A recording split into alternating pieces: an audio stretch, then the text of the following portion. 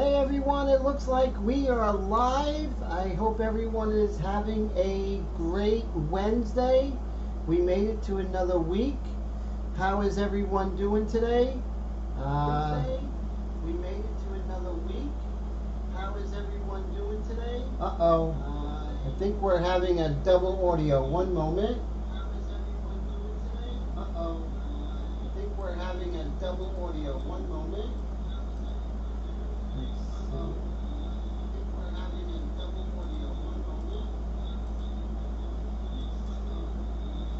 Let me see if that fixed it. That might have fixed it. We'll see. Let me see if that fixed it. Testing 1, 2, 3. Let me see if that fixed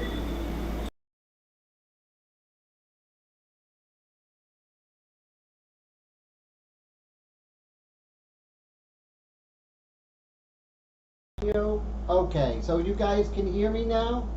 Hey, Mr. Air Todd. Hey, Color Graphics. Okay, so you guys can hear me now?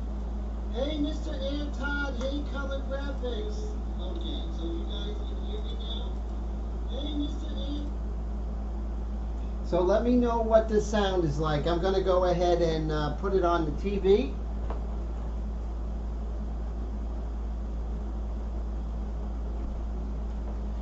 So let me know. Hey, Mr. Leahy. Let me know if you're hearing double audio, my friend.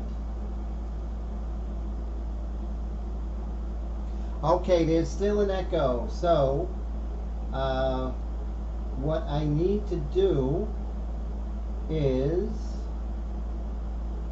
come.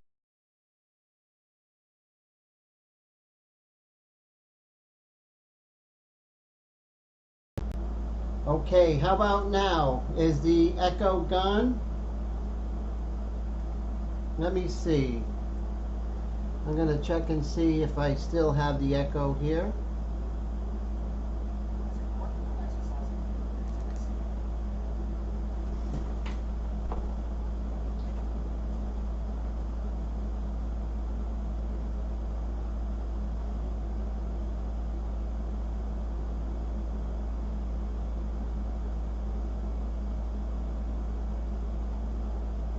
Okay, do you guys hear echo now?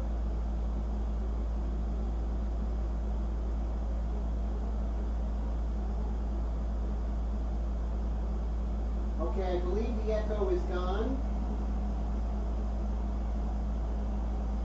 Okay, I believe the echo is gone.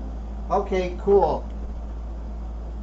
Alright, thanks guys. I tried to get a different camera in here.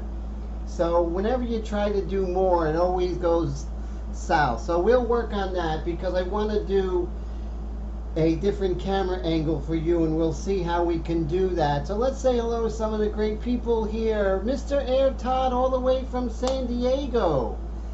Roy, Color Graphics all the way from Jersey. Steve Leahy from Ohio. And we have Oz. How you doing, Oz? All the way from Georgia. Are you guys getting hit? Or did you get hit with that hurricane today? I hope you guys are okay. Let us know. Michael McClung, how are you? All the way from Maryland. And we have Mr. Dwayne Marshall. Go San Luis Obispo Mustangs. Hey Dillard, how are you? Great to see you. Oh, thank you so much, my friend. And Dylan, where are you from? It's going to take me a few times, sir. Great name, Dylan Parker. That's an artist name for you right now. So, very cool. Welcome, my friend. So, I have a different camera angle. I want to go ahead and have a second camera angle. So let's say if I did this, let me know if an echo comes about. Let's see. We're going to try something different. I'm trying to up the game a little bit. Might be my famous last words. But can you guys still hear me correctly? Is there any kind of echo right now? Hey Ryan, how's it going? Great to see you. How are you? And so here is a palette. I'm going to be mixing some of my colors here.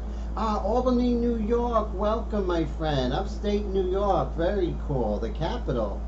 And so that is great. And Ryan, one more time, could you tell me where you're from? I believe it's in somewhere in the Midwest, if I'm not mistaken.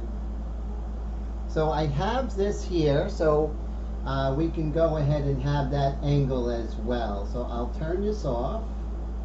And okay, cool. So, hey Match Toaster, how's it going? I don't remember seeing you, Match. Where are you from, sir? We got some newcomers today. I'm so excited. I am very excited to see you guys.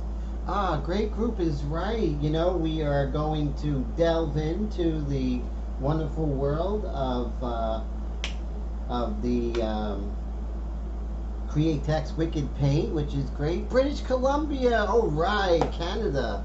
Hey Brian, how's it going? All the way from way out there. Great to see you, my friend. I'm always happy to see you, sir. How you been, Christian? So that is cool. Northern California, great. And Brian's in the Midwest. That's amazing. And so very, very cool. So what we're going to do, so what I did is I finished the underpainting. And as you know, the underpainting was in my Airbrush India inks. And I kept it with the detail mixture because I didn't want to, I didn't want to make it too light. And if I made it too dark, I should say, it gets in the way of the luminosity of the face. So I kept it light. And then what I did is I took some shellac and I put a layer of shellac over her. And this way the paper will receive the wicked paint and it will be impervious, but still have the ability to have the paint stay on the surface, you know? Oh, great. Thank you so much there, Mr. Christian. I really appreciate that. And Michael says, hi, Steve. Must be Facebook. That's bad for me for now. Oh, man. I'm so sorry to hear that. But I have my Scott McKay little paint strainer. I got my cups. I have Wicked.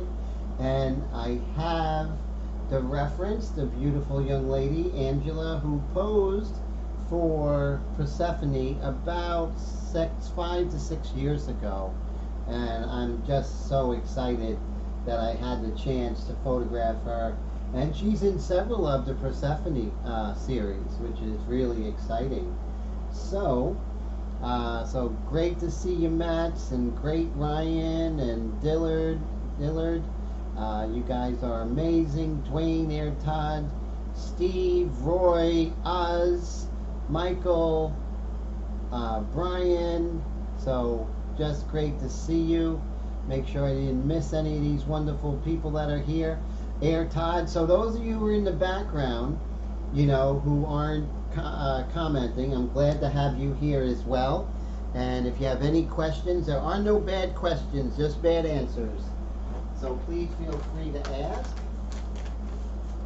I have handy wipes and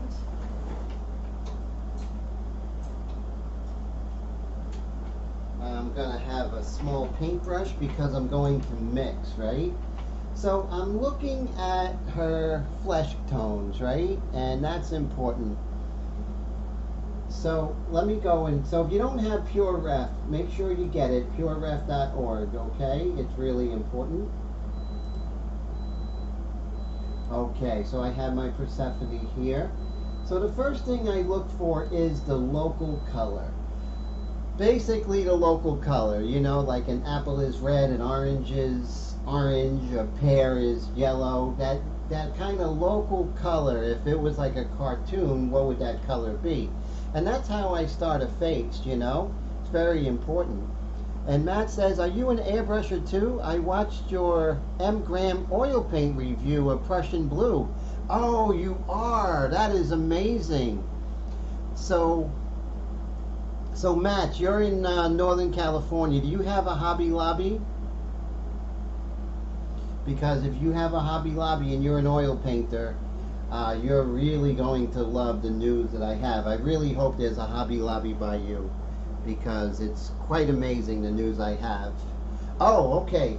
So, Hobby Lobby is no longer going to be handling the Winsor & Newton Artist Oil Colors. I would call them first, but I went to the Hobby Lobby here in New Jersey, and they're liquidating the oil paints, the Winsor & Newton, the top of the line. I got oil paint for like $2.15. Let me show you some. I'm going back.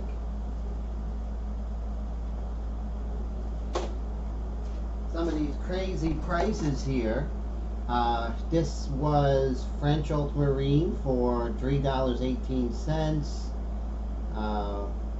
This one was like $2.70, Series 2 Indian Yellow. So check them out if you're an oil painter. Definitely stock up, you know. Oh, they wiped them out already. Oh man, try different ones, my friends. So some haven't really caught on. So I was lucky today. I'm going to go back. So very cool. Glad to have you, Matt. So now what we're going to do is I'm going to mix it in oils first, and then I'm going to mix it in Wicked. So I'm looking for the local color. So I'm going to change the camera and actually bring in the other camera here. So I'm going to come right here. So here's the other camera, and I'm going to try and mix this color. So let's see. So if I'm looking at her face, I'm seeing, first of all, I'm seeing yellow ochre. So I'm going to put some yellow ochre down. And then what I see is a little bit of burnt sienna. So I'm just going to take a little bit of burnt sienna.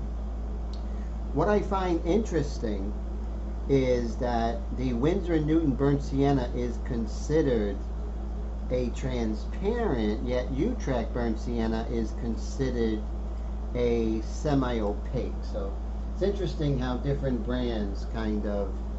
So now I have that. That looks pretty good. But I want to lighten it.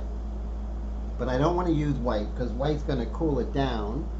So I'm going to use this Naples yellow type of color. Now I may not have this mixture here with Wicked, but I'm going to try and get that. So if I look at this right now, this color, let me go back to the other, go over here. If I mix, so this color is very close to what I need. So I'm going to now get one of our cups here, and I'm going to look for yellow ochre. And I did see that earlier today. Oh yeah, shellac is very, very, very available. And Dillard says, why don't you use UVLS Createx Clear instead of shellacs to seal the underpainting? You could do that, and that's very cool, Dillard, definitely. I saw someone, I had seen someone do it with shellac, and I really like it. And but yeah, you definitely can do that with the Autoborn sealer, definitely. I know Mr. Steve Leahy does that with great success. So I have raw sienna here, and I'm going to go with raw sienna. And I'm going to mix some raw sienna here. And now remember, burnt sienna, that was the color. So I'm going to look for burnt sienna. Actually, I'm going to put a touch of the yellow ochre. And these are the Wicked detail colors. Oh, cool, you use it for your underpainting. That's great. Oh, thanks. That's very cool. Okay, so we have some of that right there. So now, I'm going to look for burnt sienna. We have wicked brown, which is very close to burnt sienna, but they do have a very good burnt sienna. I just have to locate it. I believe it's over here.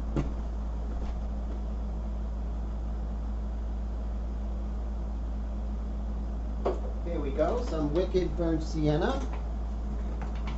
And remember, I have to lighten this.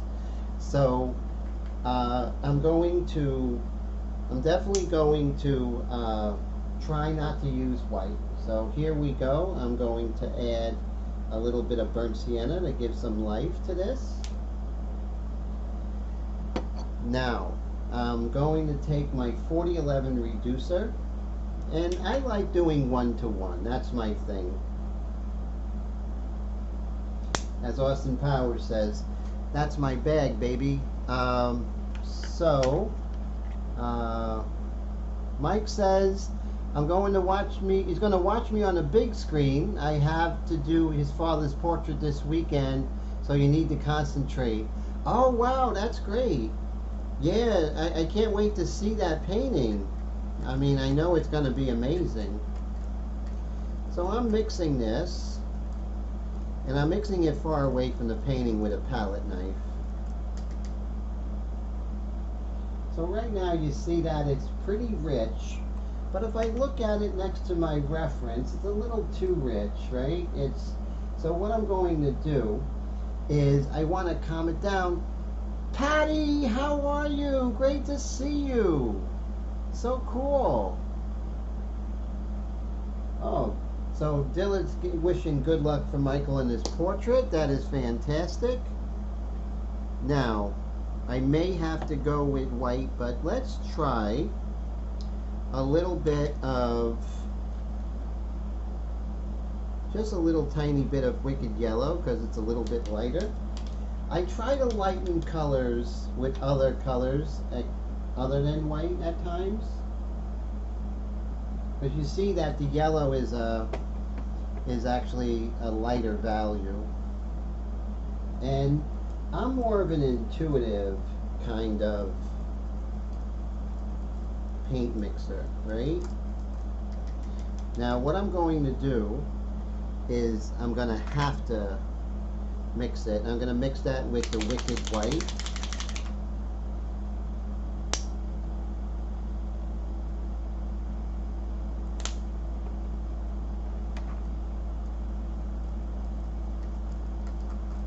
Okay, this is looking good. This really seemed to have got me closer. And I'm thinking maybe I have to kill the saturation, but too much saturation might be okay in the beginning, right? So let me add a little bit more of the 4011. And then a little tiny bit of 4050.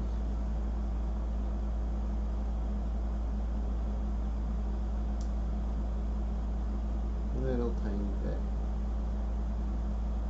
Okay.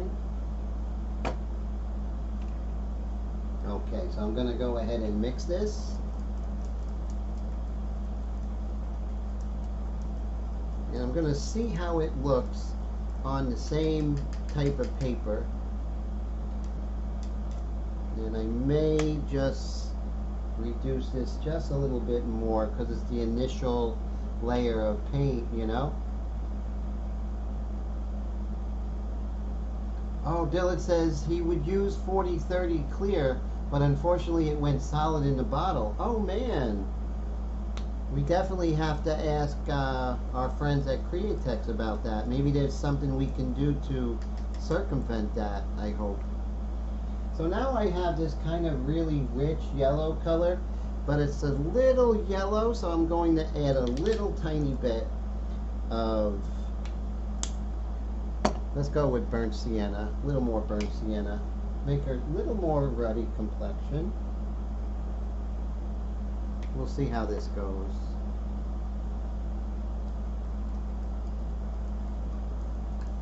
Whoa.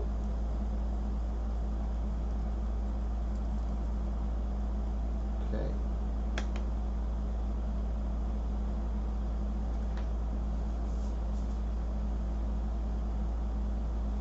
looking kind of atomic here. So, but we're going to put that in anyway. So let me come over here and we'll put a little bit in there just to see what it does. Because you really don't know until you actually spray it. But I do have a test piece of paper over here. And we're going to take a look. Actually, I kind of like it. It's a little on the high saturation side, but that's okay. And, oh, a blue would level out. That's a great idea. So let me try this and see what this does, and then I'm going to do that blue. But that's a great idea, my friend. Thank you. So yeah, it is on a little bit on the yellow side, but I'm going to do a second layer, and I'm going to kind of do like a glazing type of thing going on here, I think. And definitely I'm going to calm down the next layer with blue, sir. So that's a really great idea. Thank you for that. See, that's why I love these live streams. I learn more from you guys than you guys learn from me. 4030 is famous for going hard in a bottle. Oh, wow. I didn't know that. Oh, man. And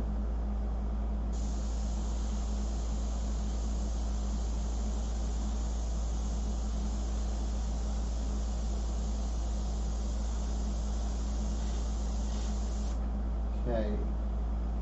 So I'm going to go ahead and I'm going to do this layer throughout into her body.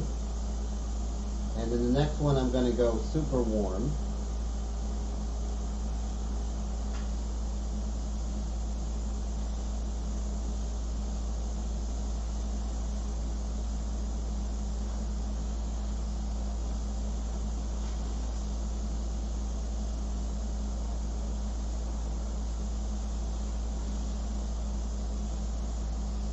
There we go. We're just going to let that dry and level out. And now what I'm going to do is I'm going to mix a super warm color. So I'm going to circumvent the yellow, and I'm going to go straight with the burnt sienna and white. I think that's going to be pretty good. Travis, how are you all the way from Minnesota? Great to see you, my friend. How's life treating you? So cool.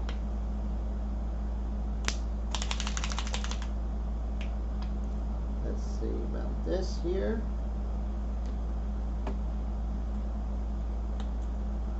So now we're going to definitely go on the warmer side.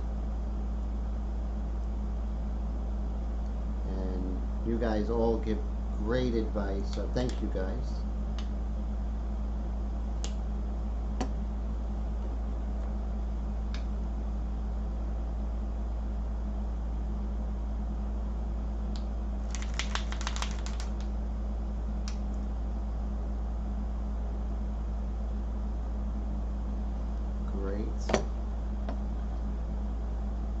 Wow, a 32 ounce bottle of transparent base. Wow.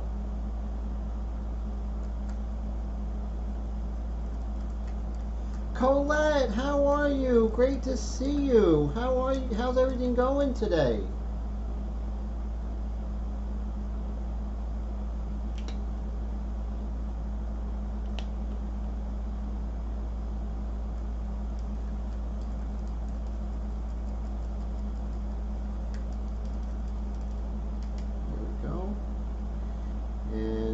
Just a little more warmth.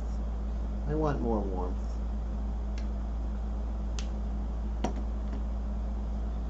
Just a tad bit more warmth. See how it goes.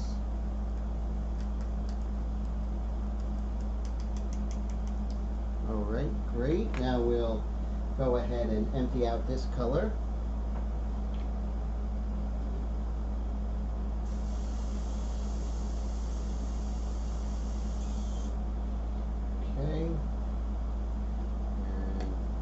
Spray this through. put a little 4011 in there to kill that yellow in the airbrush.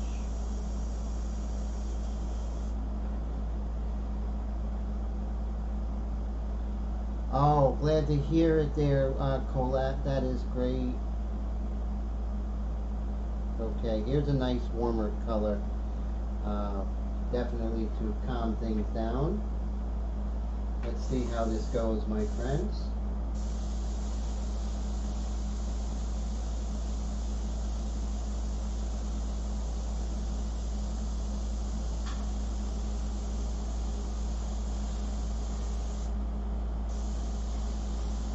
Definitely warming things up. Now I want to keep it transparent because I don't want to lose my underpainting. So I stay a good distance away, probably around, I don't know, maybe about 4 inches, and I'm at 25 psi, you know, and so that's cool.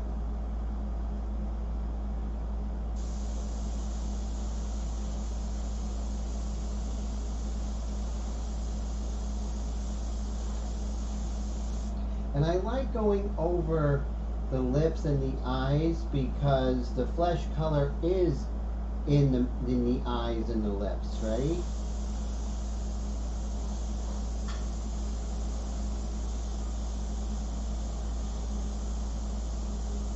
And I love the Wicked colors, you know, they feel like working in oils. They really do. They have a real fine art feel about them. I know they're typically for custom work, but they're really high level, right? Very high level stuff. So I like what I have here. I'm just going to let this set up for a while and read some of the comments here. Adalia hit a pretty unpopulated area of Florida. Thank God, Max, right? That's great news. I lived in Orlando for like 8-9 years, and we got hit by quite a few. Cedar Keys, oh man. Shine said he bought a bunch of custom glass and flake to play with on a motorcycle. Also going to play with that corroded metal kit from Flake King. Excited for that. Wow, that's great. So Colette says hit the like button. Thank you guys. I appreciate that.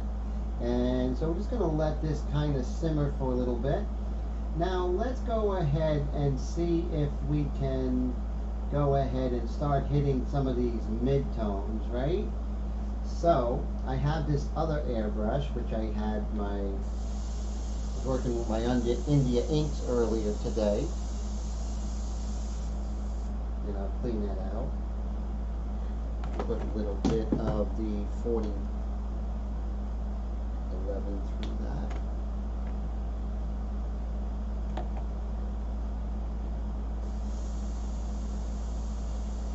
So now what I want to do is I want to mix a mid-tone, right? So that's going to be a super warm color. So let's see how we're going to handle that. So I'm looking at her mid-tone and it's very orangey. So we're going to go to the other camera. Let's see right here. And we're going to see how am I going to handle this, right? How am I going to get that color? So if I'm looking at that color correctly, I'm seeing I'm going to start off with this kind of this is called Azo Coral, so it's really warm, and then I'm going to mix a little bit of my yellow ochre. I'm going to put that in there. And that right there is looking pretty close. And then I'm going to take the advice of my friend, and he said add the tiniest little bit of blue to calm it down. So, great idea. Let's see how this goes. That might have been too much. We'll see. Yeah, I think that really does work. It's a nice kind of dark ruddy color. Nice. So let's go ahead and see if we can go that route.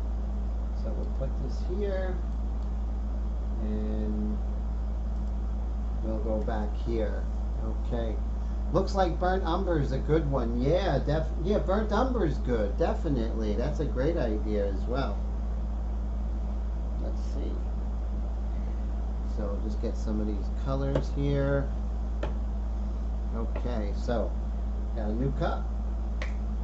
And remember, we started out with a pretty strong coral color, so we can go with Wicked Orange.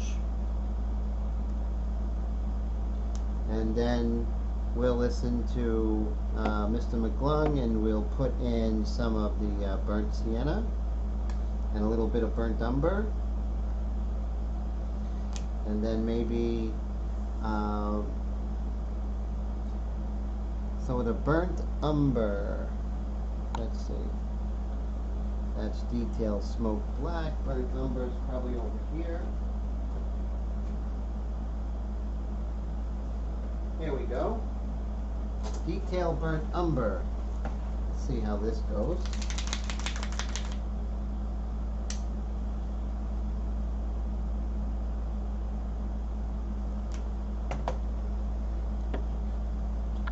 And we'll see what this looks like.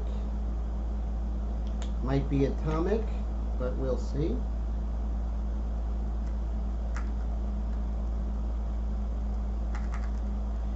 And like our friend said, it is a little strong.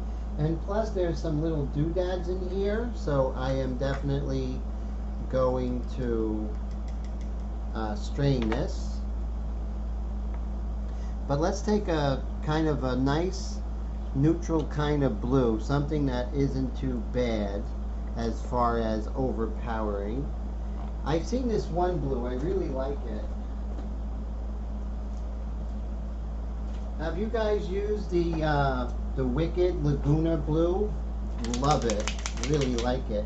What I'm going to do, since blue is really powerful, I'm going to take a little bit of the blue and I'm going to put it right over here. Let me see if I can see. We're just going to put a tiny bit of this Laguna blue here. And then I'm going to take a Q-tip and I'm going to grab just a little bit so it doesn't, you know, totally bamboozle my color. And then I'll just put a little bit of this Laguna blue, and I can just gradually put the amount of blue that I want. And, you know, and that was great advice because the blue really is calming this color down. So thank you for that. Okay, so that's fantastic.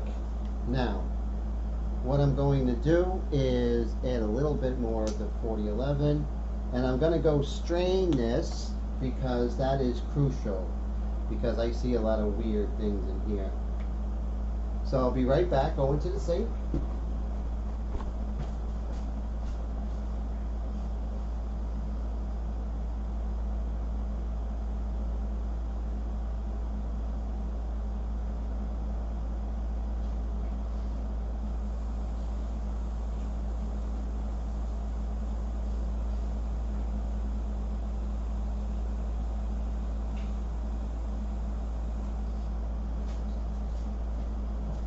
Okay guys, so thank you so much. So now we have this really nice kind of mid-tone, and it's nice and strained. Thank you, Scott McKay. Incredible live stream, just like Mr. Steve Leahy's live streams. Those guys are just incredible. If you want to learn about Createx, there's no better place.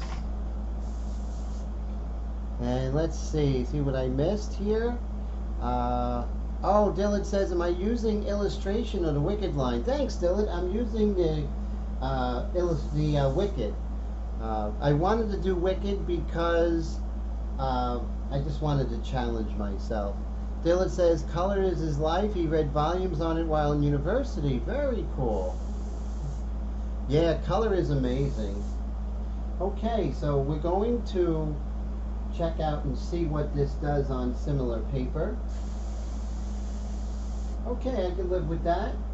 So now it's time to work on not the darkest dark, but the mid-tone.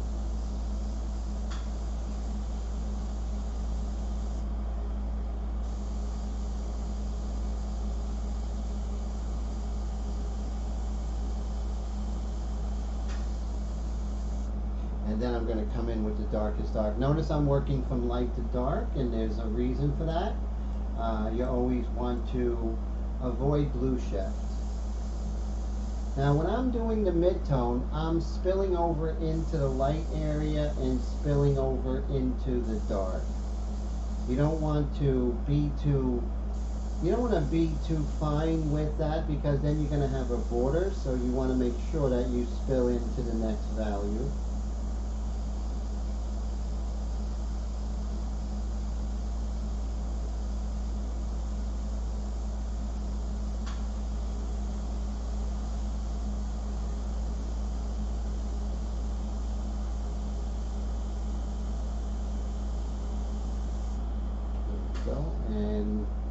And then you'll see as I start coming in with my white and orange mixture, things are really going to start to ramp up.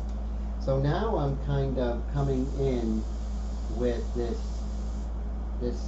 really interesting mid-tone. But I'm going to increase my distance and put like a glaze over her. And we're getting closer to the skin tones that we want.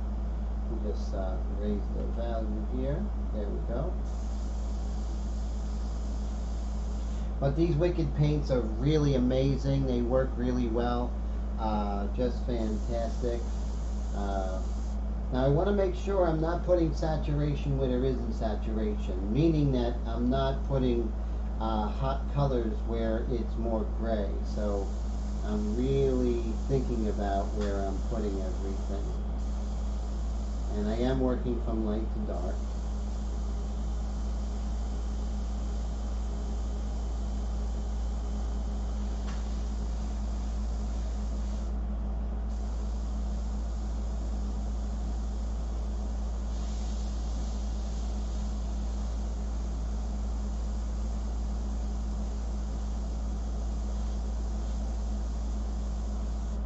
Great, so now you can see I have more of an opportunity to start coming in with this color into the darks, because when I put the dark over it, several layers of glaze is going to create a really nice kind of layering glow. It really is nice. I do that in oils. So these paints are basically inherently transparent. So in the beginning, I'm working totally in a transparent manner. So I'm just going to kind of be about 5 inches away, and I'm going to dust the flesh color. And the colors seem more saturated, but we're going to work on that. So the main thing is just to get an approximation of the color, and then you'll get there, you know? I'm not trying to match colors exactly. Just try to get like a feel for the color. So now I'm going to start coming in with the, I want to start coming in with the darkest dark. So I am going to take this airbrush. This is the Extreme Patriot 105, and this is the Extreme Patriot Arrow. But they're customized by myself. You won't find these anywhere except on my website, and they work really amazing. Just incredible. Great for India ink and great for Wicked paints, as you can see. So now I'm going to look for that beautiful rich dark, right? It's just so amazing. I love it. We're going to see how we can handle this, right? So I'm going to go back to my, put these colors aside here.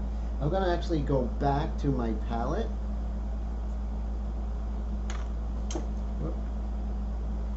And let's just move this over here. Wow, Colette, thank you so much. I appreciate you. That is so amazing. $20 super chat. That helps the channel. It helps me. It keeps me in food, and and lights and everything. So thank you so much for your support and friendship, Colette.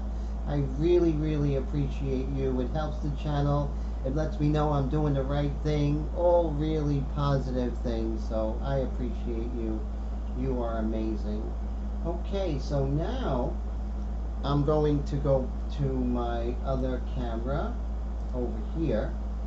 And right here. So, okay, so I'm looking at the dark. So by looking at the dark, the first color I see, what do I see? I probably see burnt umber. So I'm going to take some burnt umber. Actually, that was Van Dyke Brown. So here's my burnt umber. I'm going to take some burnt umber because that's what I see. And so with burnt umber, then I'm seeing red, right? I'm seeing a rich red. So I'm going to go with kind of a deep alizarin crimson. So let's see. Maybe a little bit of an alizarin crimson right here. Not too much. Alizarin crimson's pretty strong. So you see, like those two colors, right? Alizarin crimson and burnt umber really have that feeling, right? Pretty close. And so now, I do like the saturation. I want a little oversaturation here. But I want to calm it down, but I don't want to use white if I can help it. So let's come in and use some yellow ochre. Just put a little yellow ochre in here, and that really seems to do the trick. Remember, just because you want to lighten or darken a color, you don't use white or black necessarily unless you have to. If you can, you use another color that's inherently darker and lighter. And you see I did that here. So now we know how to go. Dilla says if you nail the values, you can render any color. So true. That is so very true. And that's really why I do an underpainting, to get the idea of the values and the details sort of in the beginning, you know. So very good point, my friend. And so I'm looking for burnt umber. And Wicked is amazing. They have burnt umber. 3 cheers for Wicked. We're going to put some burnt umber in here. It's going to be like our main color, right? And we may not have an alizarin crimson, but Wicked does have some really great alternatives. So let's see. So I did see something that was really great over here.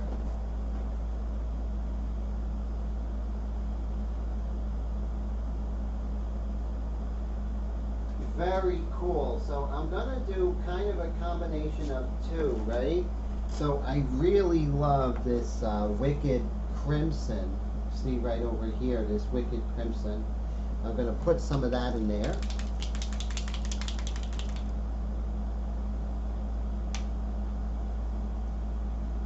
Not too much. Just give some life to this. And I'm going to put some of this detail burnt orange. So cool. So Wicked is really, as far as airbrush colors, probably the most fluidity I feel. The most fluidity when I'm working in the Wicked, as far as going from one color to the next and really feeling that I'm working with fine, you know, fine artist materials. So that's really important. So remember, we were going with yellow ochre, right? So we have a little yellow ochre. That's kind of calm things down.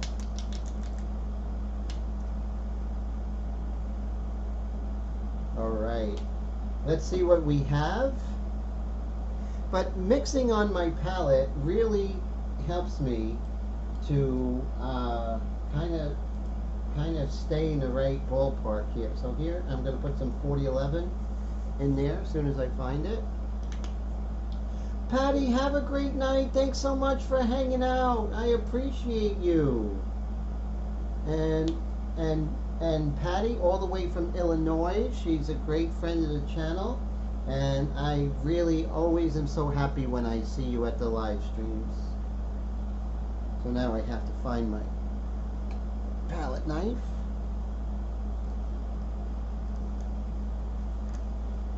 And this is like way too red, right?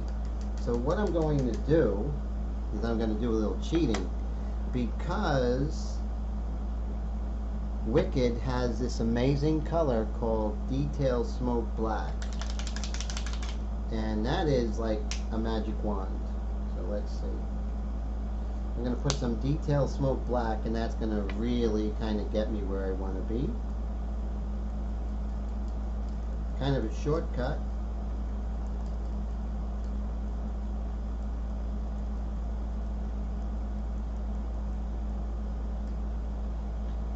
Yeah, that's looking good, right guys? Okay. Maybe, you know, it's a little hot, so we'll put some raw sienna in there, which is very close to yellow ochre. That's Detail Raw Sienna by Createx. Oh yeah, that really did it. You did it now, Tim. Okay, so I'm liking it. It's a little hot, that's okay. We can always, you know, it's hard to add saturation. It's a lot easier to kill saturation. Michael says 3 or 4 colors is the most I will mix together. That's, you know, and there's a lot to be said about that, because the more colors you mix, the closer it's going to be to gray. So definitely hear that. So good point, sir. And let's go ahead and mix this really well. Now remember, I have the underpainting, so it has gray in the underpainting. So maybe that's another reason to be a little more saturated. Okay, now I'm going to put a little bit of 4011 in my airbrush to clean it out.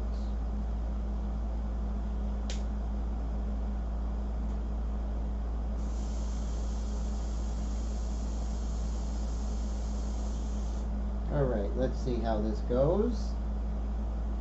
Here's nothing. So far, the airbrush and the colors are working well. Let's see how it looks on the paper first.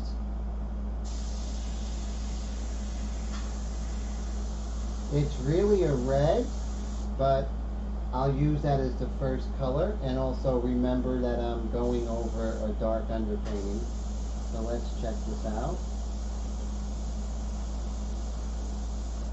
And that's actually looking pretty good.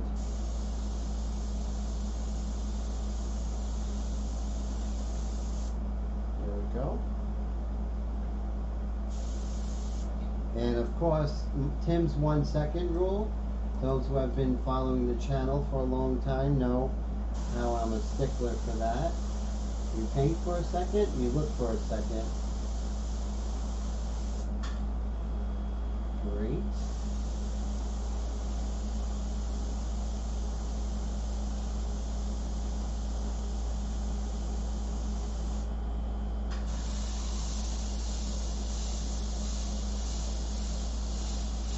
There we go.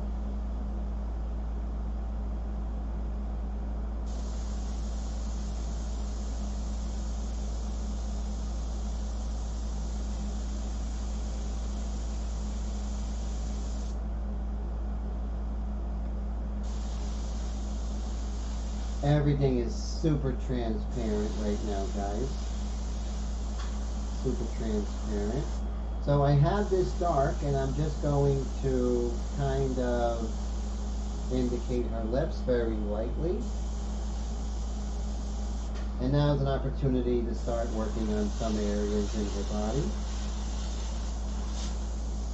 This is like sketching right now.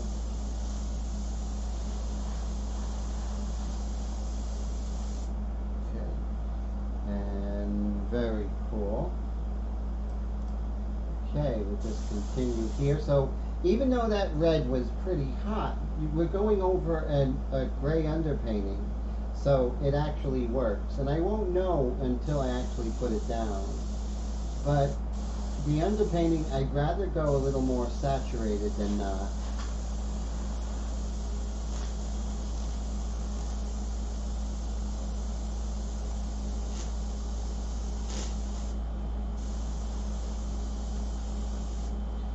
Okay, so really enjoying it thus far. Everything's feeling good. And what I'm going to do is I'm going to mix my orange and white mixture, and we're going to start working in some of the lights, and that's interesting. I don't do any scratching or anything like that. I'm more of someone who will actually use the orange light mixture, and I have a very good technique for that. And let's see, so I'll take some of my Wicked White.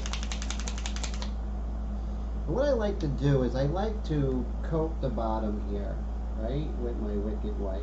Coat that bottom. Then I like mixing it 1-to-1 with the 4011. Kind of let that kind of cook, you know. Kind of put that in there. And then I take my my Wicked Orange, and I'm going to put 2 drops of the Wicked Orange in here. I'm not one for formulas, but this formula really works. So 1, 2, and then we're going to blend that.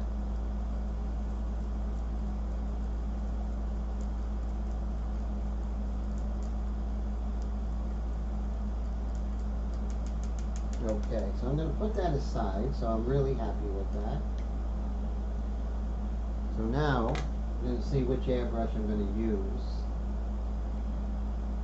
Okay, so we have our mid-tone, and we have our dark. So, let's go ahead and clean out our mid-tone for now. Mid-tone airbrush.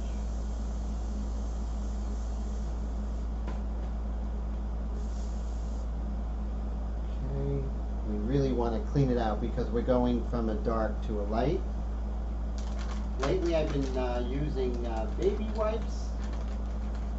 They've been working well. We start out wet. I'm going to clean out this airbrush really good. Really well.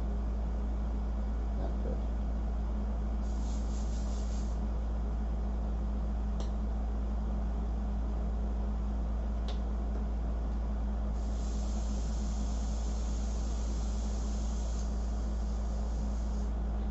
Okay, so now we're going to put some of this.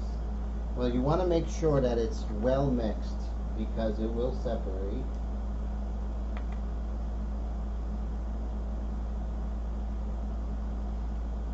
I keep my airbrushes super clean, so I have less of a, you know, clogging and stuff like that. But it does happen, and now it will happen because I said it.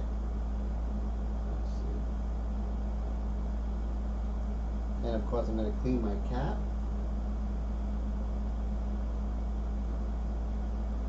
And let's come over here. Alright, let's take a look. Now normally if I was working by myself and I had a lot of time, I would just clean out this airbrush totally. But it seems to be doing okay. Now, what I'm going to do is I'm going to start working on the lights, not the highlights, but the lights. And notice how I'm starting to pull out those lights.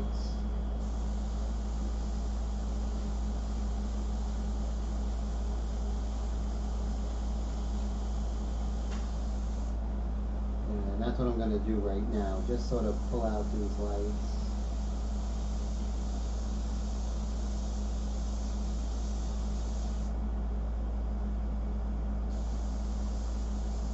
And I'm going to work big as opposed to working too detailed right now. I'm going to raise my air pressure to pack valve because it's thicker paint.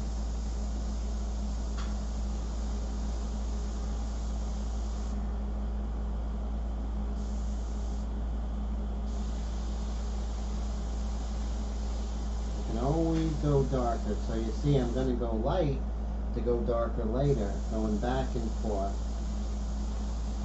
But right now I'm going to establish the lights. Not the details, just the large shapes. Hey Ryan, great to see you, my friend. How's everything? So glad you're here. So cool. Everyone knows Ryan, very cool guy. And from Michigan, from the Detroit, Michigan area. Go Red Wings, right? And just lightening that up. And now I'm gonna lighten up the midtones, right? But I'm gonna calm down with that. I'm going to make sure that I establish my lights first.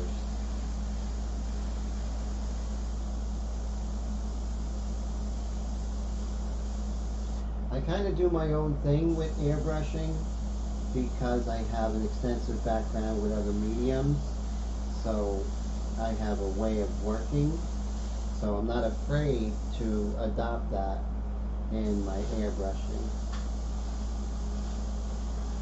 So with this orange and light mixture, I can pretty much sculpt the colors, and I could, you know, kind of calm down some values, bring it back and forth, you know. That white and orange mixture really work great together. They really do. So remember, if you have a cup like this, the 2-ounce cup, you coat the bottom, and then you put the 1-to-1 with the 4011, 2 drops of the Detail Wicked, and that's pretty much a universal flesh color to lighten. So really is a great thing if you guys want to try it. So I'm going to move down to her flesh here, and I'm establishing the lights first. I'm going to come in and start you know, doing something to the midtones and the darks, but right now I need to establish that light. So I'm kind of sculpting and molding the forms. Again, this is the initial layers, but you want to kind of set the tone, no pun intended. And the light on her breast here. So you look at like what's facing the light most directly, you know? That's so important.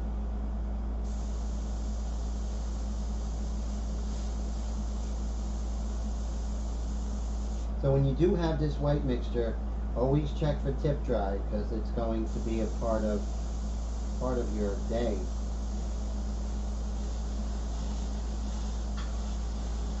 See how I'm paying attention to where the light is most powerful, and I'm kind of establishing that. And I'm attacking the blue shift, right? I'm not afraid of it. I'm attacking it. I'm setting the tone that I am attacking the blue shift. So now I'm going to attack the midtones with this. And so I established the whites. Now I could work on those midtones. And 2 things, it kind of cools down the color and makes it more pleasing. You know, transparents are really hot, so this is a great way to cool it down.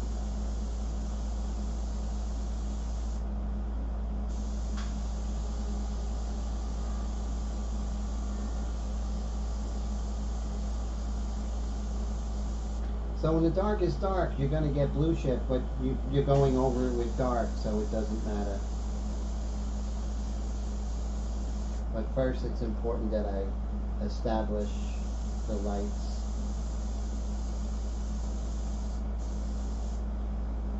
And so, really liking it so far, you know, she's kind of ghostly.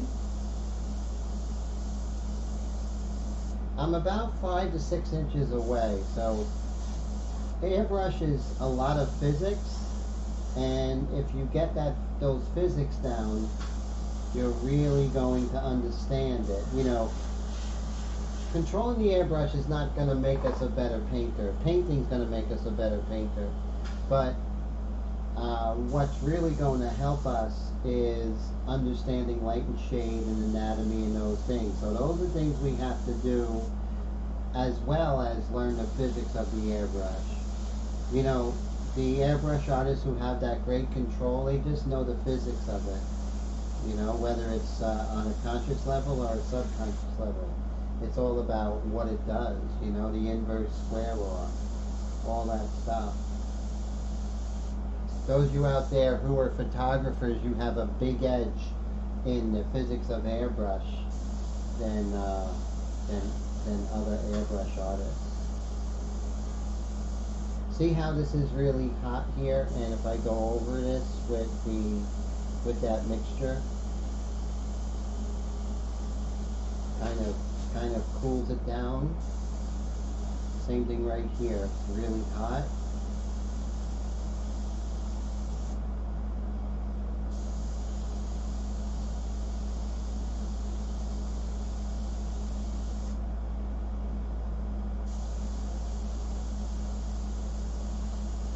It's like chess, you know, you are playing several moves ahead.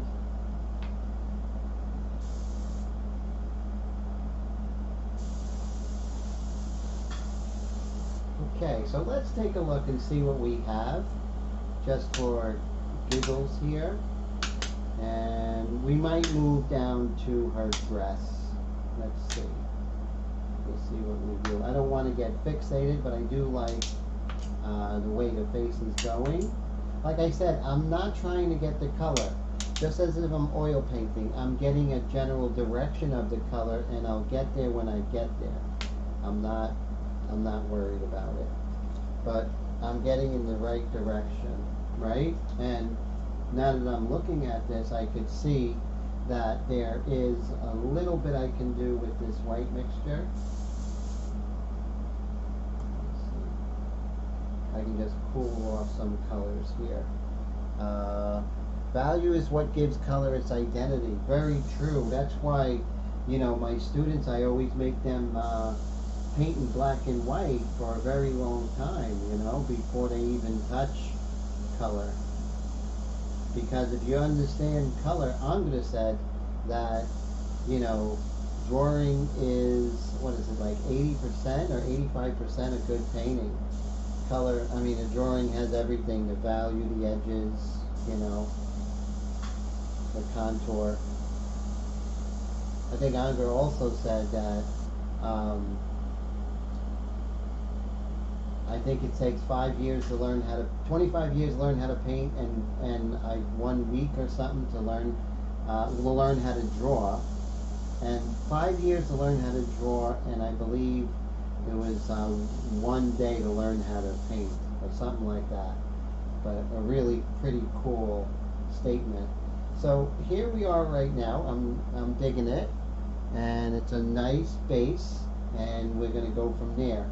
But what I'm thinking, let's go ahead and work on this beautiful purple down here. That would be a lot of fun. Let's see. Do I have something for that?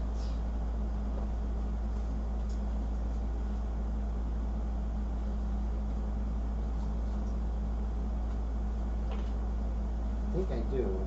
Let's see. Yes. So I'm going to put this right here, and this way we can work on the purple and not have to worry about overspray.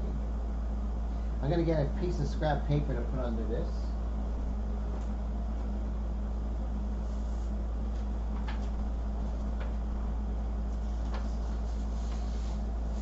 And want to save the boards as much as possible.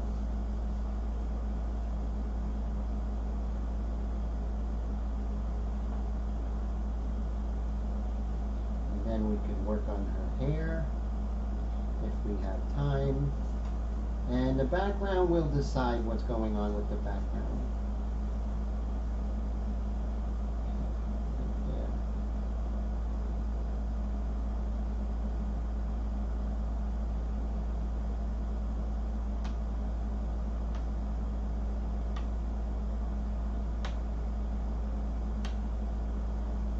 All right, now, so kind of digging it, so that's good.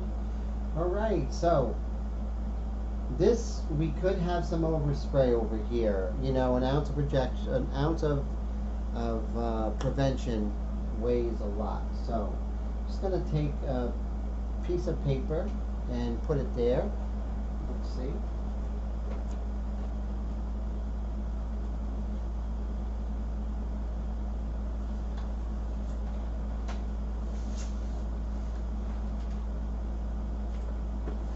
I'll just cut a piece of paper like this.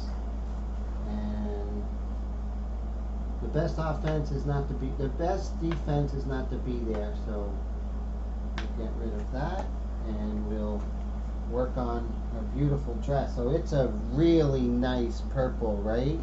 And let's see. Ryan says value will always be more important than color. Definitely, yeah, because you know, if the value and the drawing and the edges are right, you can do cool things with color, you know. But it's all kind of intermingled, you know, when you get into the painting process. So that's a beautiful purple. So let's start with the light purple first. So let's come over here to our other camera. So I like this color right here. I believe it's quinacridone violet. So I'm going to put that there. And that's really rich and beautiful.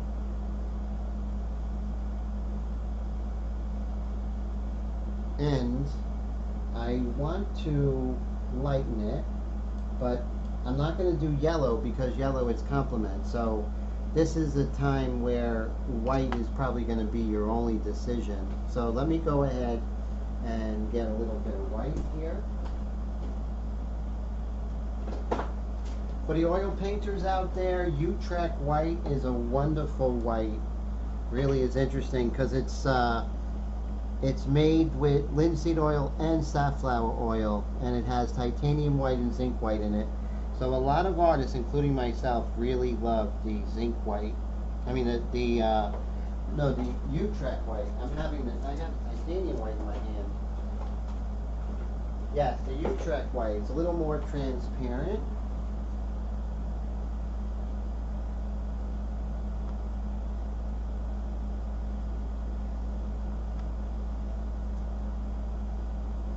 Just a little bit.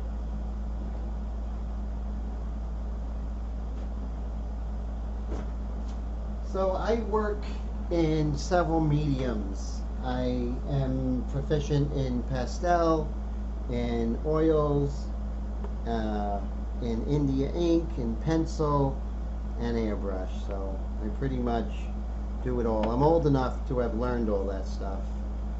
I'd rather be young. Okay, so now we're going to take some of this white and we're going to see how that purple comes alive with the white. Really does.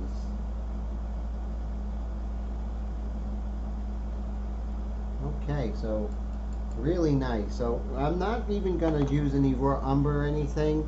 I really like the way that how vibrant it is. So, oh my God, Brad, how you doing? Thank you so much for the super chat, my friend.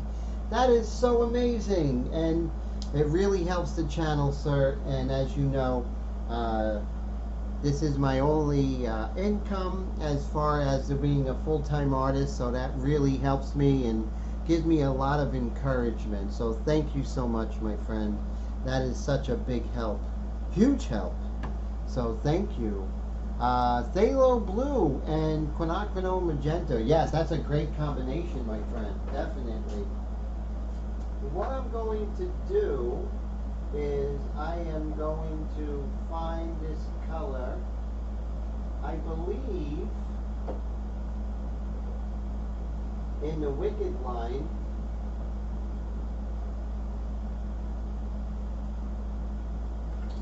We're going to go with the Detail Violet. I think that's very close color. So let's see. Let's see how that works for us, my friend. And so thank you so much, Brad, for that super chat sticker. That is so encouraging. That is, I love quinacridone magenta. You know why? Because it's a transparent in oils, you know, Dillard? So thank you for that. So this goes a long way. I'm not putting a lot in there. And then I'm going to come in with the Wicked White. Actually, I think this is a job for opaque white, so let's go get that. So I have Wicked Opaque White as soon as I locate it. So here is Wicked White, here is Detail White. So opaque white is trapped under something heavy. Where is it? 1, 2.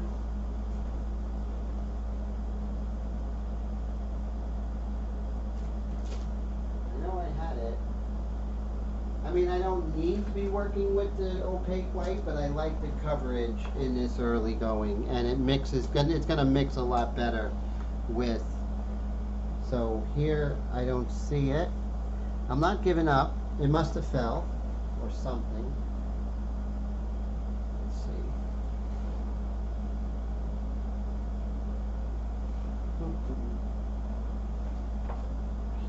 see. Here, nope, that's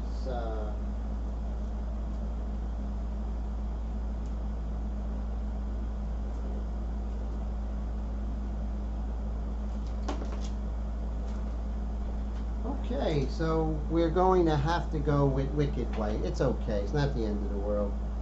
Let's see.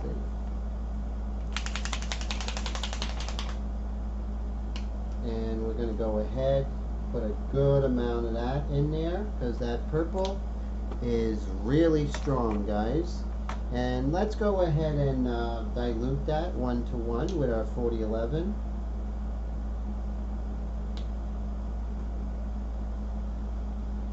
Let's see, guys.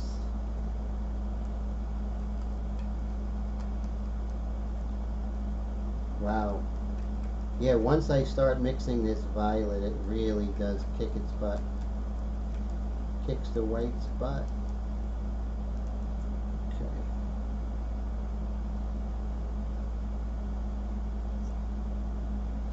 Maybe a little more of that violet. So that's Detail Violet.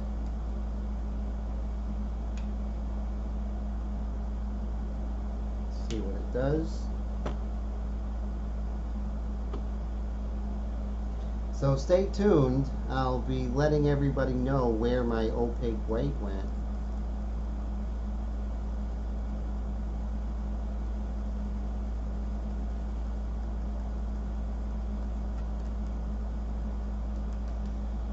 Just a little bit more.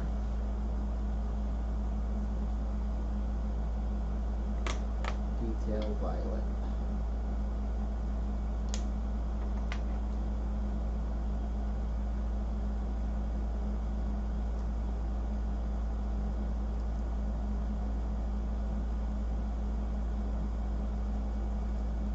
This seems like a nice beginning color for her dress.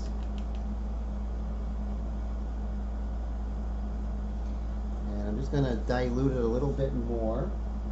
I'm going to put a little bit of 4050 in there.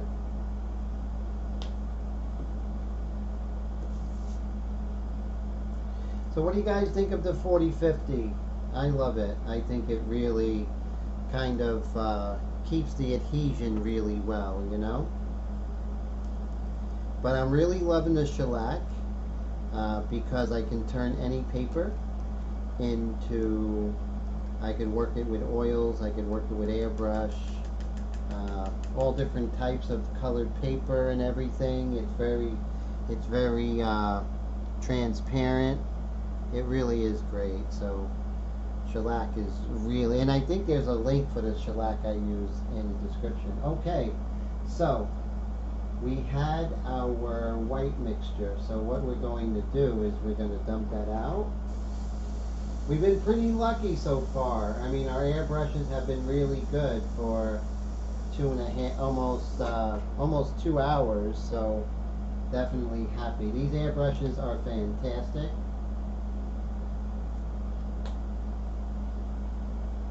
Just put a little 4011 in here.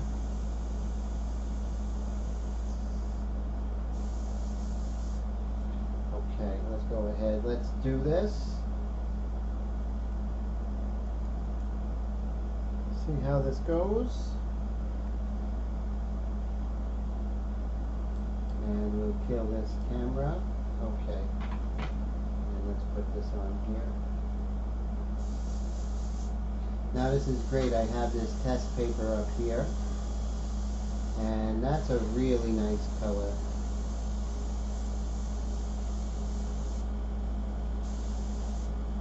And we'll move this over. Let's see.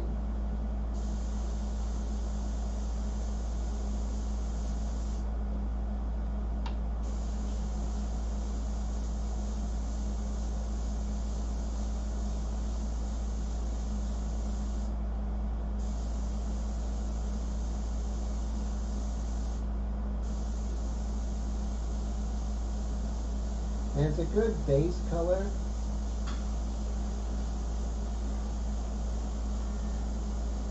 Just like the skin, I go light and then I'll go darker. And then even lighter. So put a nice mid-tone here. Just to start things out. And we'll take a look. And then maybe we'll establish the hair. So, you know, my teacher Harvey Dinnerstein and mentor always said that you want to get all the surface painted as quick as possible, right? That was very important. So as you can see, we didn't dirty any of the skin and everything like that.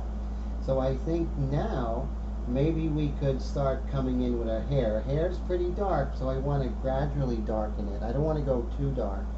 And so Dylan says that he's a bit of an alchemist of media himself. Acrylics, watercolor, gouache, KC markers. Wow, that is great. Yeah, it's great because over the years when you are painting with different media, it's just a natural progression, and you pretty much kind of have a mixture of everything, right? One kind of bleeds into another, and you get these rather bizarre techniques or avant-garde techniques in different media. So like I do have my own kind of weird, and I learned from all of the great airbrush artists out there, but I do have a little bit of a gumbo going on with my technique. So right now I want to do the hair only. Let's see if we can do that. And then I'm going to quickly go into the background. So you know, that's what we want to do. That's the direction we want to go. So I'm actually very happy. If I was oil painting, this is pretty much where I would be in an oil painting in the beginning. Same thing with a pastel. I would basically be in this position. So, you know, I have this kind of approach.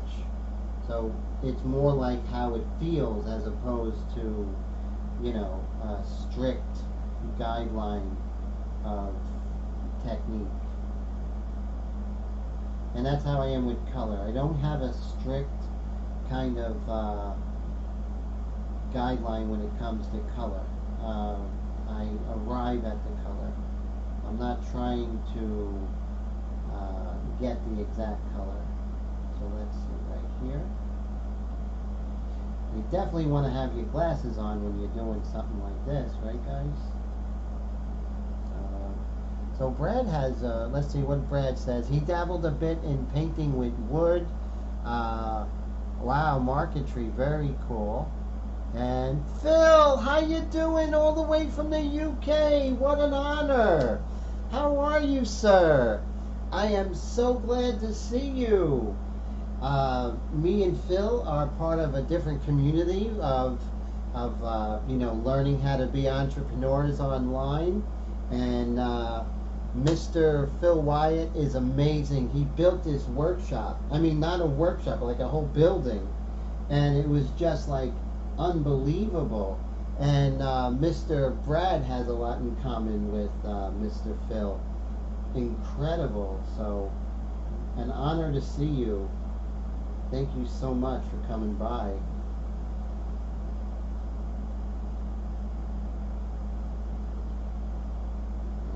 the main thing that I look for when I'm painting hair is that I'm protecting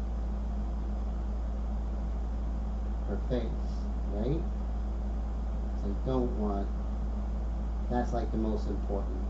I don't want to lose my original drawing because I was not careful at this stage. So if nothing else, this outline, this peninsula, so to speak, that is the most important. If the hair's a little off, I can live with that. If I lose this contour, I can't live with that.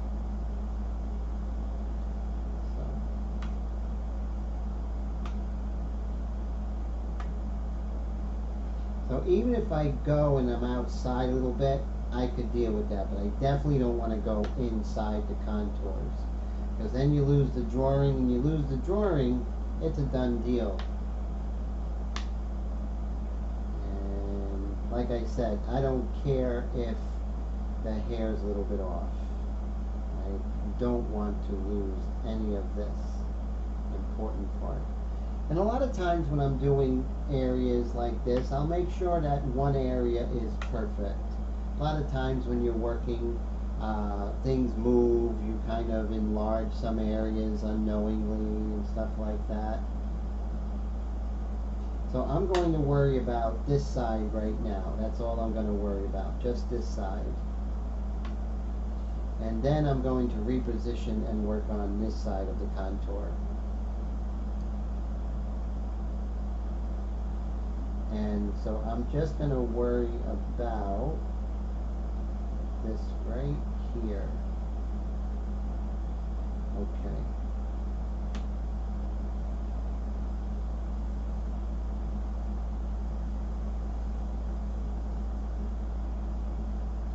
Brad said, read that in the book, Arrive at the Color. Really? Was that in that book, Light for the Artist? Because maybe that's where I got it from. So, okay, so we did the purple. Everything is going okay so far. And in here, remember, we had that rich dark.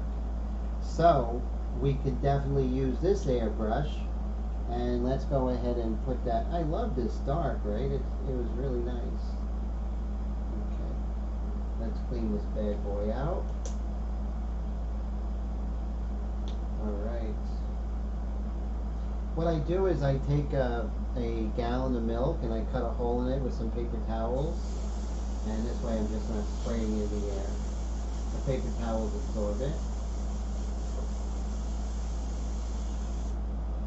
And let me get a rag and we'll wipe this.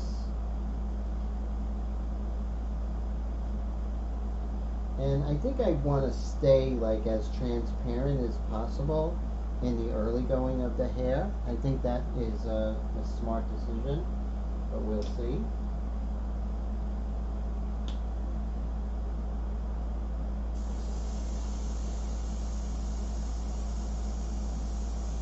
Okay, so let's look at her hair.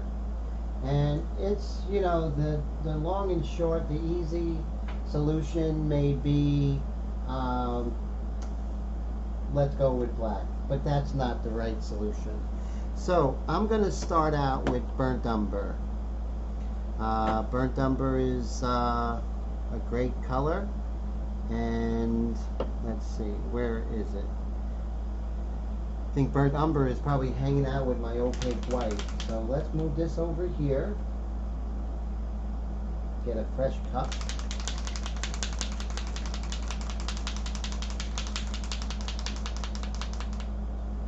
Oh, thanks. Brad said he was just a novice when he started taking my classes. Thank you, sir. You're a great talent, and you're just really just smoking, so doing amazing. So it's an honor to be your teacher, sir.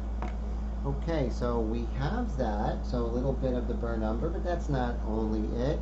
So let's go ahead and do some of this detail smoke. Actually, no, let's go with this color, which I love. Detail sepia is a revelation. That's a wonderful color. There we go. And we're we're going to use black, and here we have, let's put in some detail. I want to stay transparent because you don't want to go opaque in the beginning. That's just me. That's how I am when I paint in other mediums. So we're going to calm this down with 4011.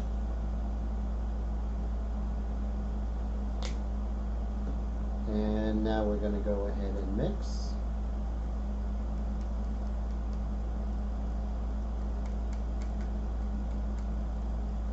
So basically I just want to establish a dark, but I don't want to go totally black, but maybe I can go a little bit darker. So what I'm going to do is I'm going to see if I have detail black. Yep, wicked detail black.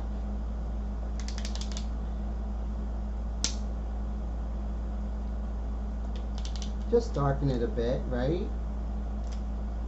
Brad says she's really looking great so far, Tim. Having a great underpainting really kicks butt. Yes, so true.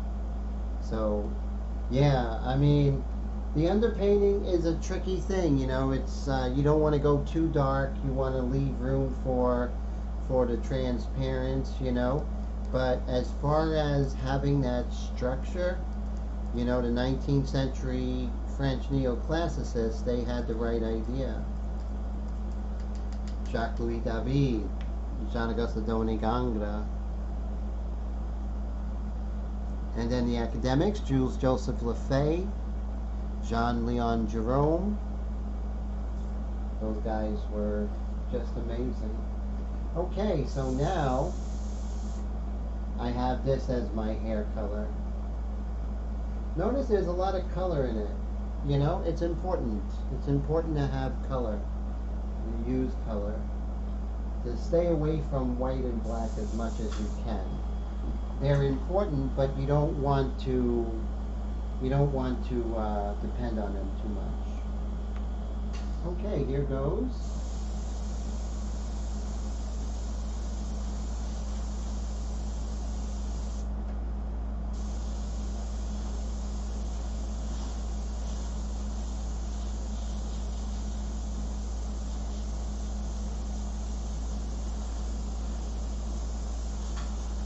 So while the live stream's going, I'm baking bread, and it's actually in the bake cycle right now, so my house is smelling amazing. Just wanted to share that with you.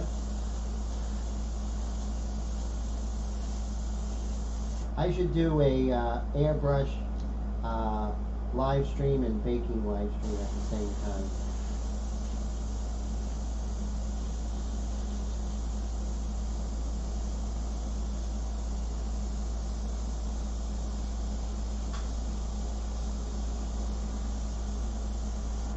There we go, just establishing that dark, right? That's all we're doing.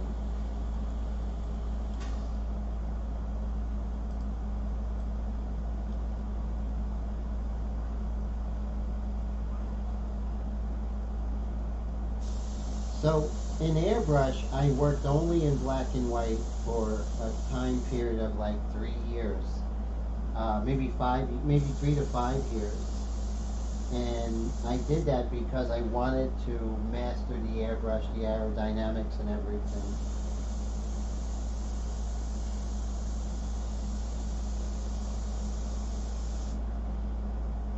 That was not good. I had it right there. That was not good. Make sure there's no tip dry. Like I said, my airbrushes have been really behaving during the live stream, so thank you, airbrushes. And so you can see I'm just kind of establishing certain areas, and then I'll go over to the other area. I just want to lay down paint. As my mentor, Harvey Dinnerstein, said, make sure you get everything covered, and then you can start making your color relationships. So like I said, Harvey's words are gold. He's no longer with us, and what a loss. I mean, those who had an opportunity to study with this great man.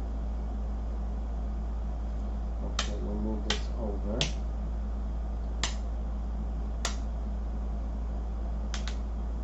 So you see how I established this side right here, right? Just establishing these edges, and I'm going to go back and forth, but just establishing. Now I'm going to go ahead and start establishing some of these edges here. And so we're in the 11 o'clock hour, so we're here until 11:30. So very cool. And let's make this happen here. And these are all just like, this is the same thing. It's just like laying in, you know, laying in generalizations.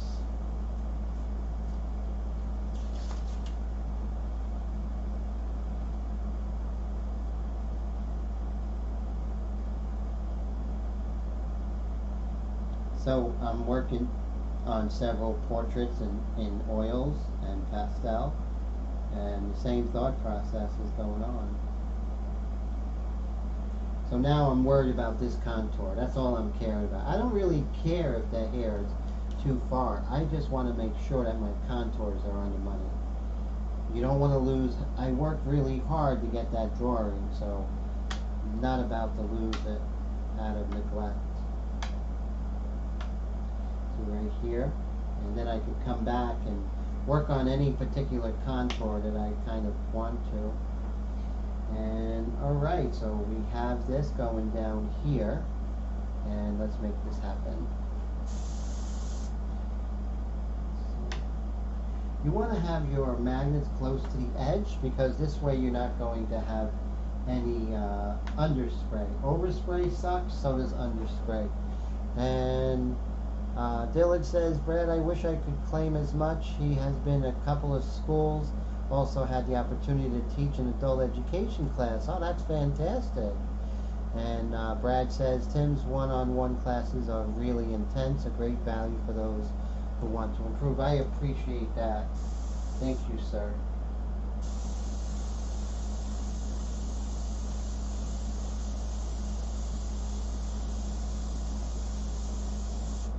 Just establishing this dark here. So I don't think I'm going to actually commit to a background today. We'll just, so right here, I'm worried about the inner contour here. So.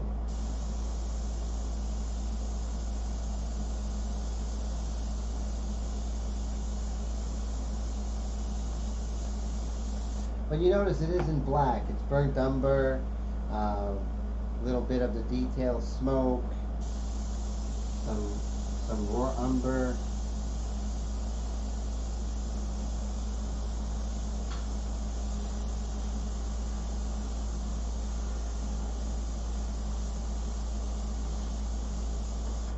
There we go.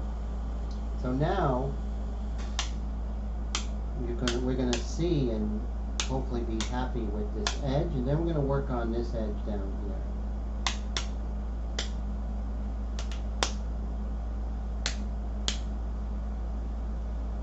There we go. Very hard edged, right? But that's how it is in the beginning. I soften it up as we go, but it starts out very hard edge, and then we go from there. Okay, so right here, we can concentrate on this right here. Now I may come in with a dark here, just bring this hair in. I'm not sure if I want to. I kind of like showing the clavicle going into the sternocleidomastoid here. So that's a decision I haven't quite made just yet.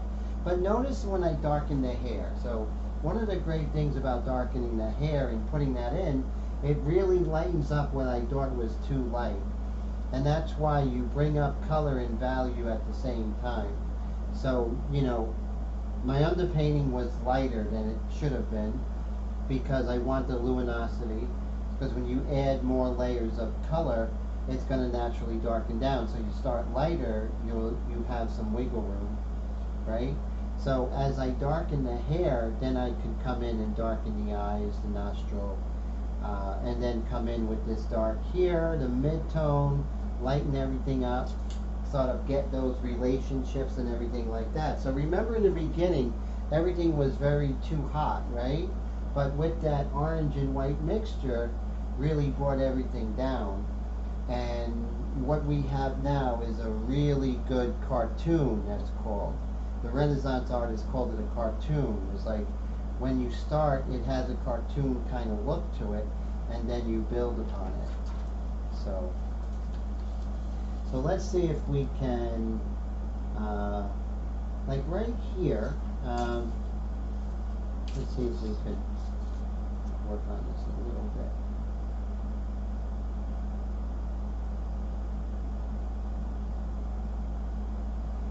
Just right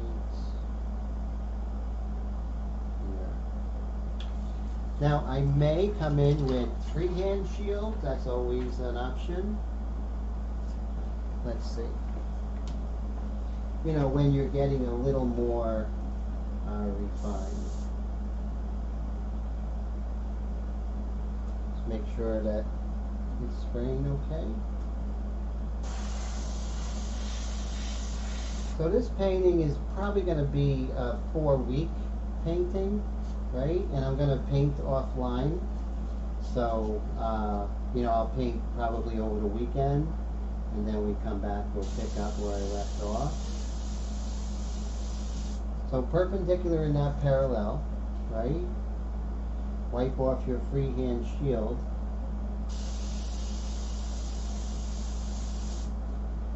So I want to make sure I get my contour correct.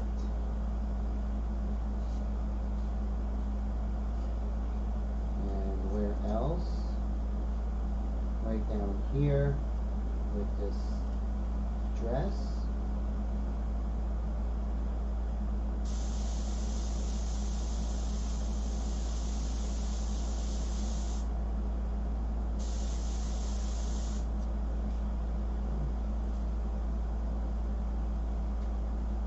And take your time, you know, find that edge.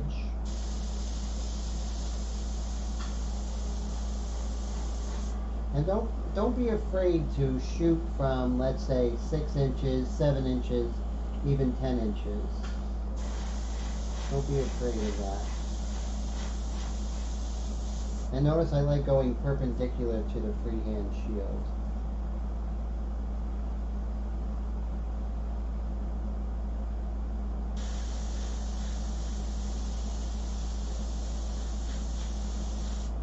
Just refining my edge, right? Because the anatomy and everything, got to get that. Oh, Todd, have a great night. Always a pleasure, my friend. Really appreciate you.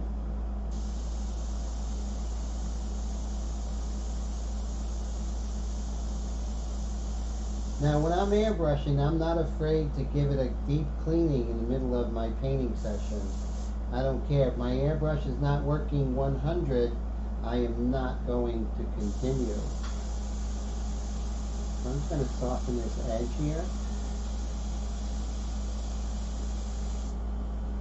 So you definitely have to soften some edges. Can't leave it where it is.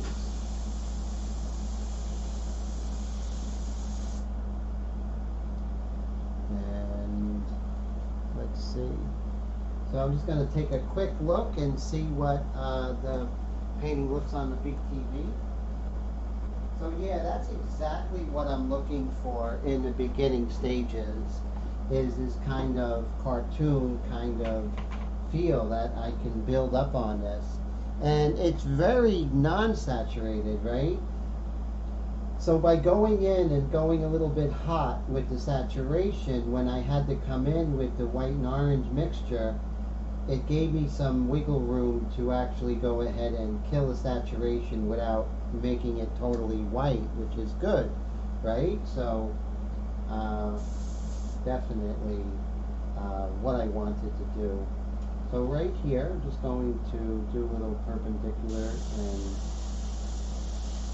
not parallel work here, and just getting that contour right. And here we can soften a little bit.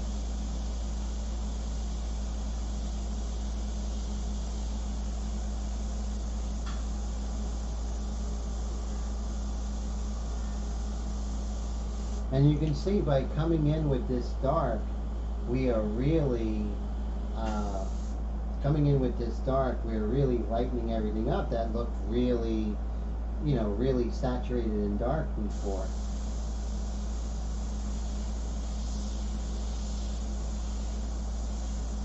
So my airbrushes are really holding up, and the shellac is really holding up. So I can put an infinite amount of paint layers here with no problem.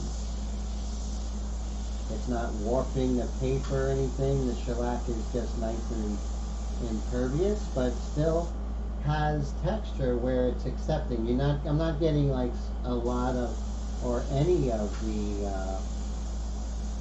I'm not getting any spidering. Super hard, soft edge here.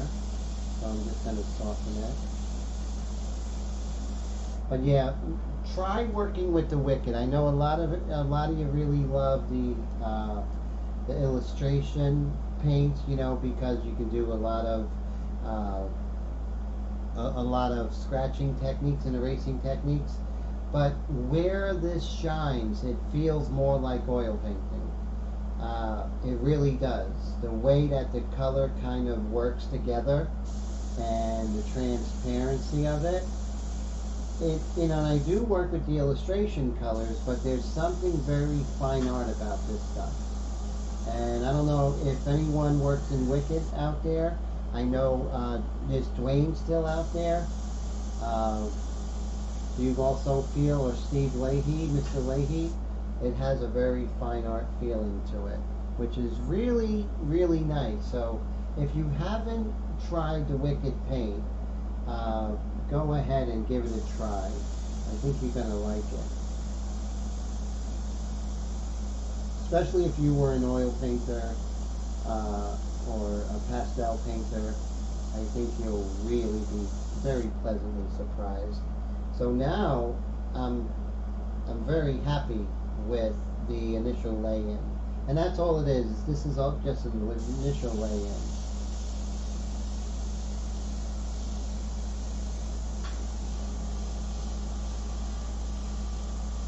And my house smells like... Oh, you have them, Dillard. Very cool. What do you think of them, sir? How do you like the Wicked as opposed to, let's say, the illustration?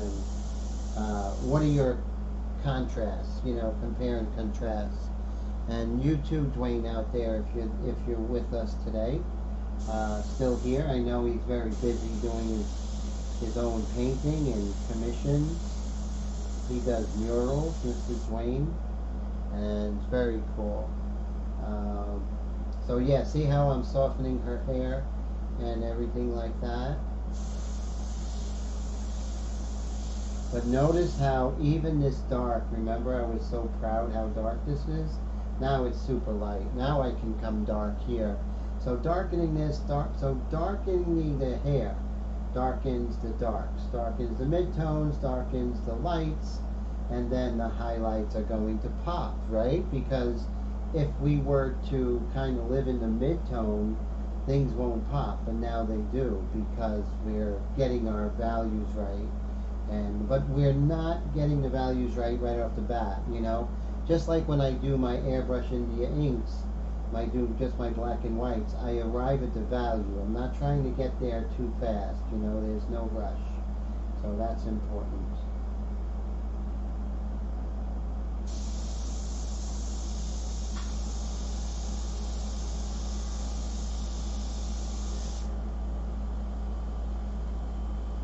Just pull this dark down.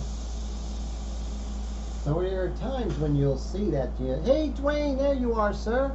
Oh, work. See, I knew you were working, so that's true. He's always busy. Dwayne says, Wicked is definitely his favorite over illustration line.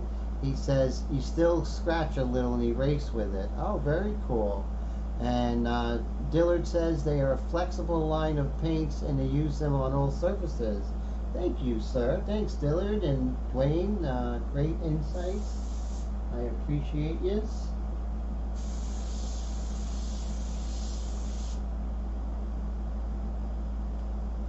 Let's see. am going to take a water break, and I'm just going to go check on my bread. Be right back, my friends.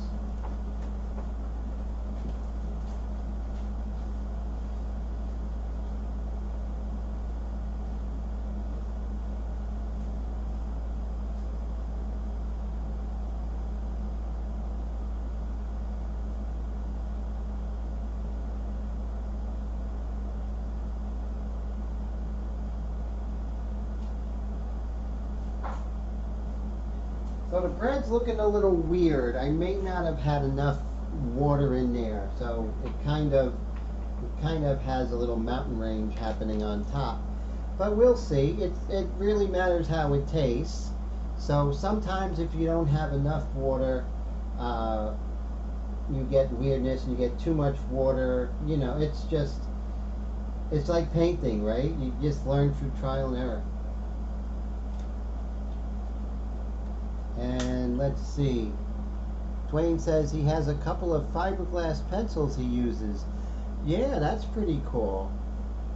And so, yeah, I had one of them a while ago, but I was kind of afraid of the health issues with it, you know? A little bit afraid.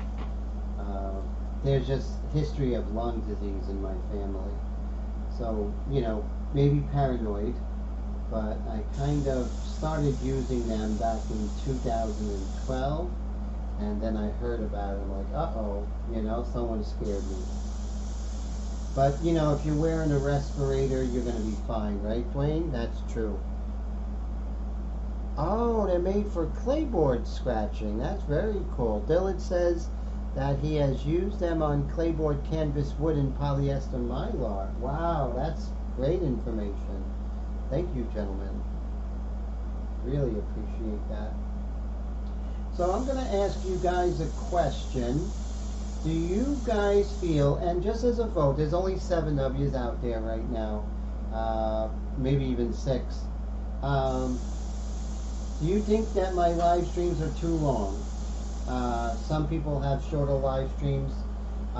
Does it exasperate you guys being 2 hours, or you guys enjoy the 2-hour format? And you know, you don't have to answer. If you want to go ahead and put the description, you know, like in comments, you can go ahead and comment that.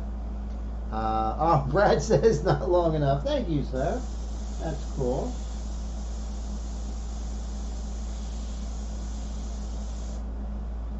And so, really enjoying working on her hair.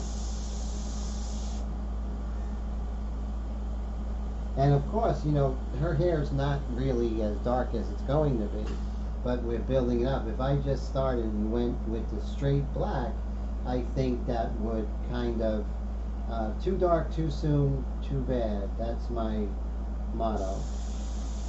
I'm going to take this hair color and I'm going to start glazing the hair color into the dark shadows.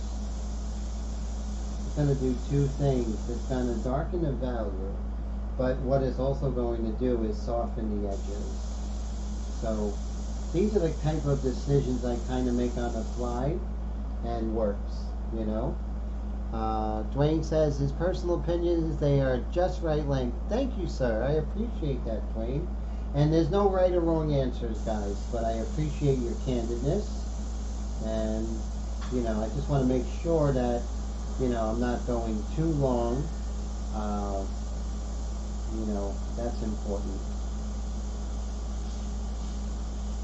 But 2 hours really gives me a way to really get a lot done and kind of answer questions and kind of chill out with you all. And again, I'm coming in with the dark because it's super soft edge here, right?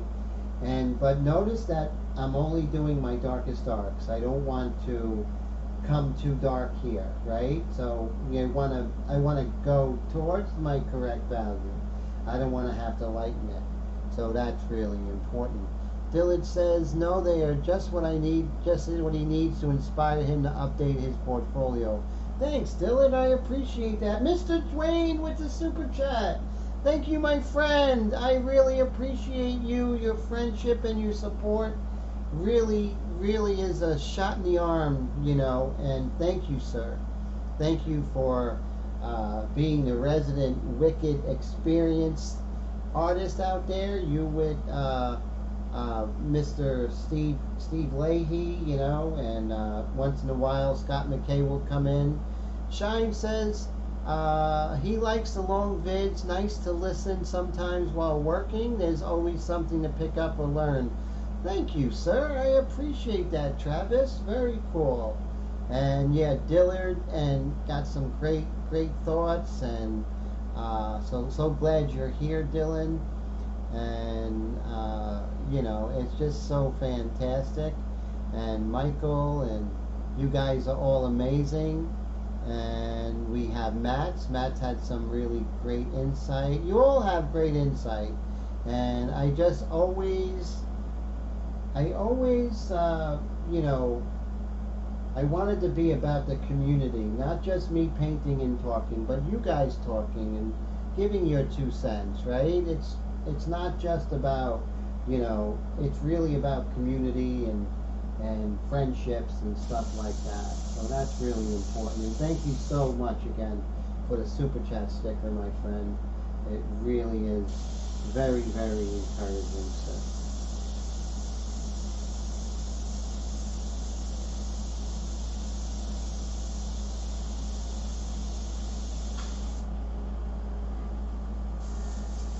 So 3 cheers for the Extreme Patriot Arrow and the Extreme Patriot 105. They really did great today. It was really fantastic. AKA Mashton. Oh, Mashton, how are you? Okay, I know you. Oh, so now I know who you are. How's it going? So I didn't realize I was talking to you. Always love your comments on Mr. Steve Leahy's live stream. Dillard, so cool. Mashton Parker, yes, yeah. How the airbrush community is a small town, and so it's really cool how it kind of spills over. So what I'm going to do, I'm probably going to stop because I don't want to start a new color right now. So right now I'm pretty happy with where we are, and plus I'm gonna quit while I'm ahead because everything went really smooth, as far as the colors and everything and the airbrushes. So a couple of takeaways I think would be really cool. Use Scott McKay's filtering system, especially on colors that are really using white and light colors. That's very important. Don't be afraid to use the Mylar. Get yourself a Cricut machine or a Cameo 4. Make yourself some custom stencils with your line drawing. So I have a technique where I use the line drawing and then I bring that over to my Cameo, and then so definitely look into that. Look into using your Mylar, and acetate, making these really speeds things up. So I highly recommend that. And Dillard says, small community, far-reaching. Yes, definitely. It was really cool when Mr. Steve Leahy's live stream went down because he had a power failure. And then the next day, which was really great, Mr. Bill Snagan, he went ahead and said he'll start his live stream later, so Steve would not overlap, and give him a time slot to make it up. That was just really cool and classy by Mr. Bill Snagan, just really great. And it's great to see Mr. Ryan today, Ryan Barkley. I was pleased to see you. I'm so glad you're here. And so let's go ahead and just kind of wrap this up. So this is where we are right now. I'm pretty happy with it. I think it's a good start. We can build on this. We have the cartoon. Between this week and next week, I'm going to decide what to do with the background. that would be the next thing I do. Remember what Harvey said is cover everything first, and then you can make better decisions. So that's really cool. And so yeah, so it's 11:25. I'm going to cut out just a little bit early because I don't want to mix. But just everyone, thank you so much, Dwayne, for the super chat. Thanks, Brad. Thank you, Colette. You guys are just amazing. Really just fantastic. Helps the channel. Thank you so much. So I'm very excited about working with the Wicked, and you know, the people over at Createx have just been the coolest. Really beginning of a really beautiful friendship, I think. And thank you so much, Dillard. Great to see you. Just you know, great to see you now that I know you're Mashton. Great comments, Dwayne. Great comments, everybody. We're really not early. I'm going to cut out like 3 minutes early. But thank you, everybody. I hope you have a great rest of the week. If you have any questions, painted.glyphs@gmail.com. You know, I'm always stoked to hear from you guys. So send me an email. Just, you know, very happy to talk with you. So take care, and I hope you all have a wonderful weekend, and talk to you very soon. Bye, guys.